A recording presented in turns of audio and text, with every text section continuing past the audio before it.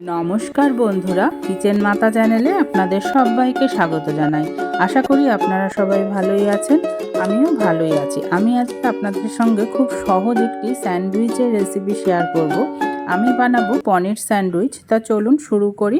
তার জন্য আমি কিছু সবজি এখানে প্রথমে টুকরো করে কেটে নিচ্ছি। আমি ক্যাপসিকাম, গাজর, পেঁয়াজ আর নিয়েছি দুটো কাঁচা লঙ্কা। তার সাথে আমি 100 গ্রাম পনিরও নিয়েছি, সেটাও টুকরো করে কেটে নেব। যাই হোক, আমি সবজিগুলোকে এরকম ছোট ছোট টুকরো করে নিচ্ছি, যেহেতু আমি এগুলোকে চপারে চপ করে নেব, তাহলে কিন্তু খুব তাড়াতাড়ি কাজটা হয়ে যায়। এই স্যান্ডউইচটা বানাতে কিন্তু একদমই বেশি সময় লাগে না, খুব চটজলদি আপনারা বানিয়ে নিতে পারবেন। পনিরটাকে কিন্তু খুব ছোট ছোট করে চৌকো চৌকো করে টুকরো করে নিতে হবে।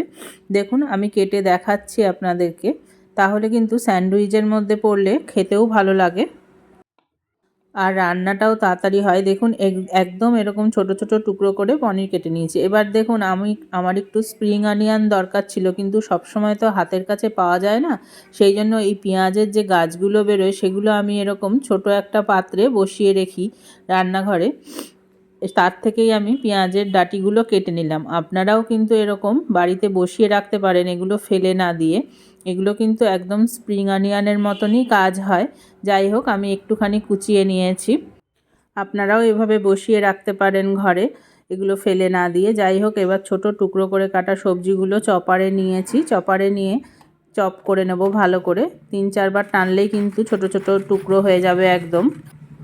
দেখুন কি সুন্দর চপ হয়ে গেছে। এই চপারটা কিন্তু খুবই কাজে লাগে চটজলদি রান্না করতে। যাই হোক, এবার ফ্রাইং প্যান বসিয়ে দিয়ে এর মধ্যে 1 চামচ সাদা তেল দিয়ে, আপনারা চাইলে ঘি বা বাটারও ইউজ করতে পারেন, আমি তেলটাই ইউজ করলাম। এর মধ্যে সবজিগুলো দিয়ে জাস্ট 2 মিনিট মতন নাড়াচাড়া করে নিতে হবে। এই সবজিগুলো কিন্তু খুব বেশি ভাজার প্রয়োজন হয় না।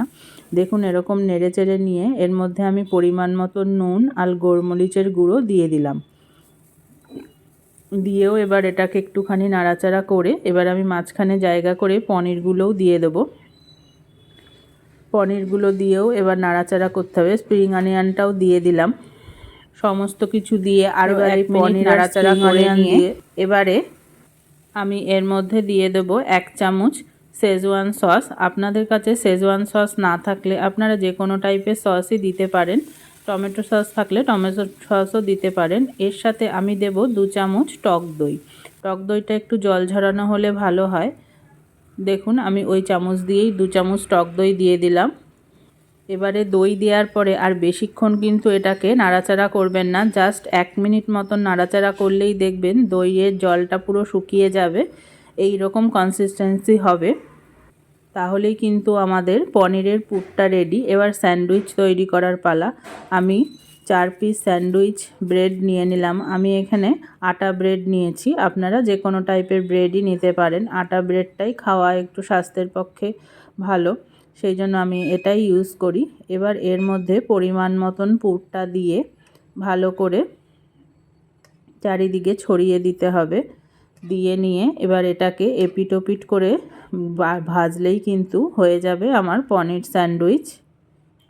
দেখুন, এইভাবে পুরটা দিয়ে ওপর থেকে আমি 2টো ব্রেড দিয়ে দিলাম। এবার এর ওপরে আমি হালকা করে একটুখানি বাটার লাগিয়ে দিচ্ছি। আপনারা বাটারটা একটু বেশিও লাগাতে পারেন। আমি যেহেতু খুব বেশি বাটার খাই না, সেই জন্য হালকা করেই লাগিয়ে দিলাম। এবার বাটার বা ঘি দিয়ে এপিট ওপিট করে কিন্তু ভেজে নিলেই আমাদের পনির স্যান্ডউইচ রেডি। খুব সহজ, এবং দেখুন একদম 10 থেকে 15 মিনিটের মধ্যে কিন্তু এই স্যান্ডউইচটা তৈরি করা যায়।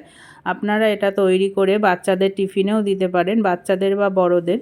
এটাকে র্যাপিং পেপারে র্যাপ করে টিফিনে লাঞ্চ বক্সের মধ্যে দিয়ে দিতে পারেন। এটা খেতে কিন্তু খুবই অসাধারণ লাগে আর খুব সহজেই কিন্তু তৈরি হয়ে যায়।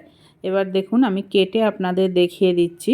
তা তৈরি হয়ে গেল আমার পনির স্যান্ডউইচ। আপনারাও এইভাবে তৈরি করে বাচ্চাদের দিতে পারেন, বা আপনারা নিজেরাও বাড়িতে খান। খেয়ে দেখবেন কেমন লাগে। যদি ভালো লাগে তাহলে আমার এই রেসিপিটিতে একটা লাইক অবশ্যই দেবেন, আর আমার চ্যানেলটি কিন্তু সাবস্ক্রাইব করতে ভুলবেন না। তাহলে আজ আসি, নমস্কার, ভালো থাকবেন সবাই।